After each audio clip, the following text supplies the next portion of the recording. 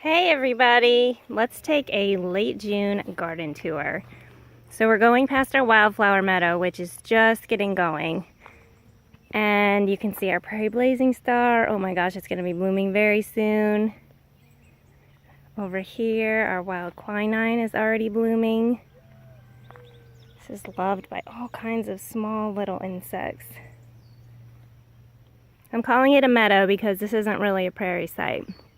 So it's a wildflower meadow. All right, let's go into the vegetable garden.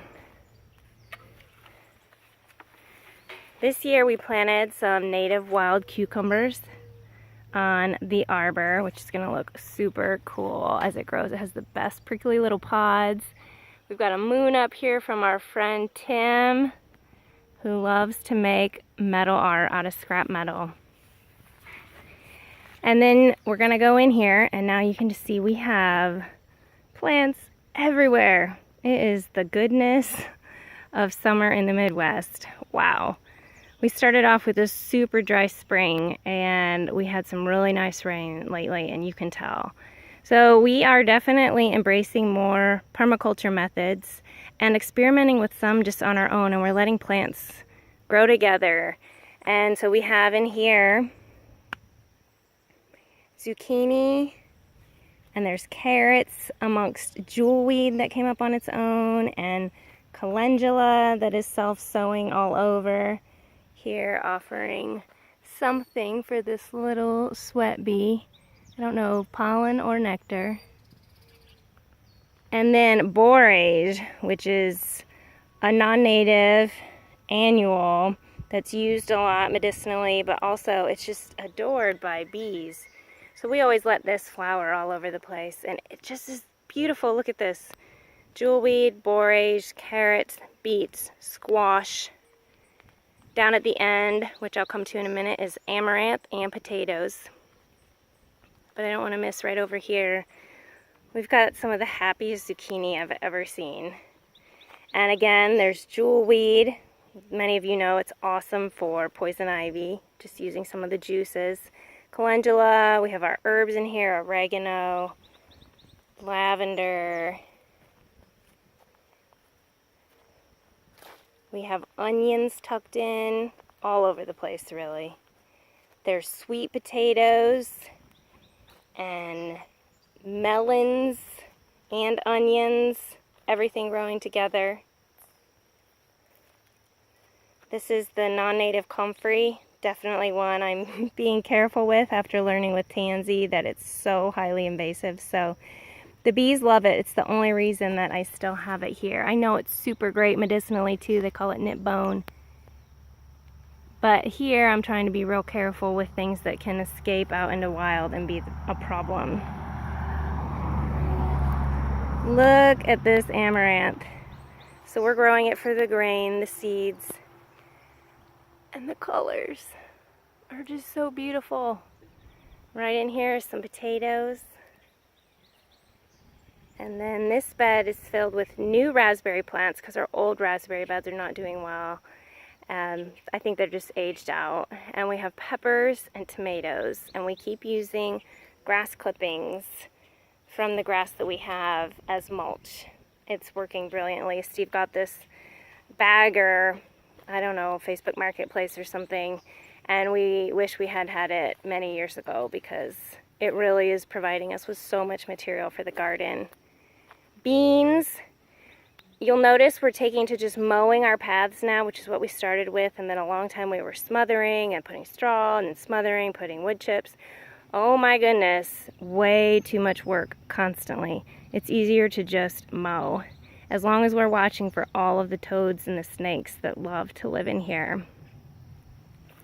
And one other thing I will say is we have a wetter site here, and by mulching the paths, we took away a lot of the transpiration that happens obviously with plants. They uptake water, they release it into the air, and we need the plants to uptake the water so we don't end up being a big squishy mess out here. So this is much better to have plants growing in the paths than to have them smothered.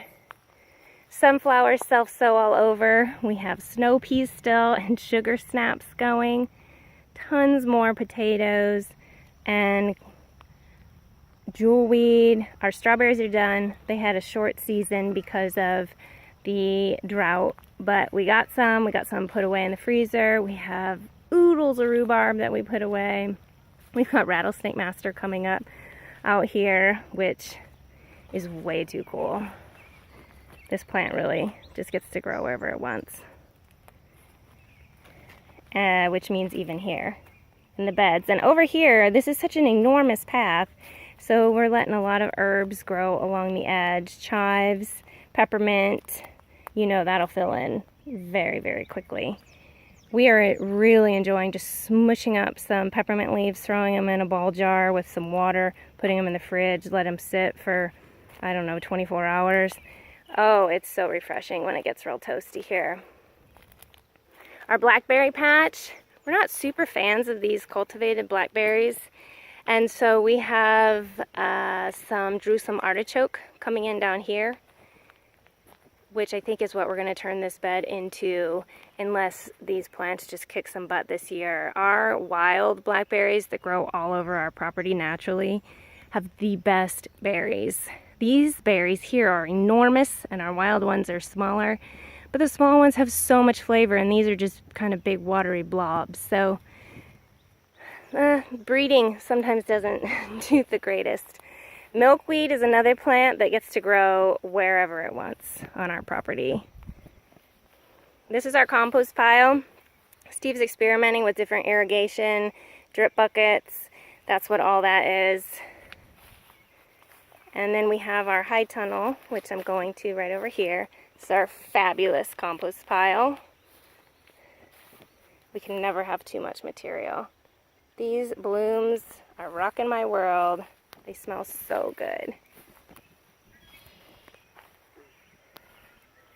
Soon we're going to have tomatoes. I can't wait. Okay, let me turn you around. And here we're just trying, we have some melons because it's hot in here. The parsley is still thriving, chard is, and we have a couple sunflowers that self-sowed. So the only thing is I have to water in here a lot because of course it's not getting rainwater. So we'll see how it does. Wildflower meadows by our barn getting ready to bloom. We'll make sure to do a video once everything's going. But right here you can see the blue vervain is starting. Oh my gosh, this is one of my favorite plants. What isn't though really, I guess. Self-sowed sunflowers. Once we start letting things go, it's just incredible. We'll edit out a few things like the non-native sow thistle that can be kind of a problem. And then you just get all the good things that keep resowing. We have cowpeas and cucumbers, more beans and onions growing along this whole fence line. Some of the most beautiful cabbage. We have other cabbage covered up to keep the cabbage whites from laying their eggs on them. This one, though, since I interplanted cucumbers, I uncovered it just a couple days ago. And then these are butternuts and seminoles, along with self-sowed false sunflowers and bone set. These are all just favorite pollinator plants, so they get to go, go, go. We let our cilantro self-sow all over the place. We use some of the seeds, of course, this coriander, and then we let it make more all over. Here's our bed of garlic we put in last fall. I just clipped off the scapes the other day. We had this covered for a little while because we get the onion maggots, so we were going to see if that helped. Self-sown black-eyed Susans. Just one more little part. Well, there you got a chicken. Hey, Ebs.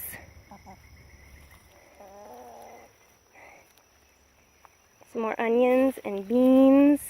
And then this is the shadiest part of our garden because of this maple right here, which of course we will never cut down.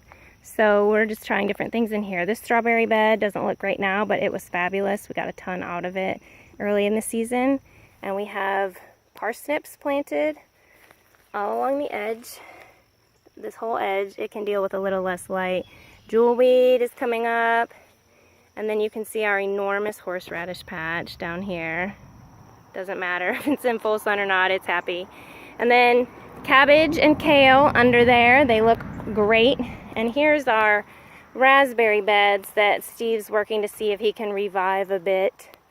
Otherwise, we will replace them. Again, the wild raspberries are just doing so great on our property, so we'll see.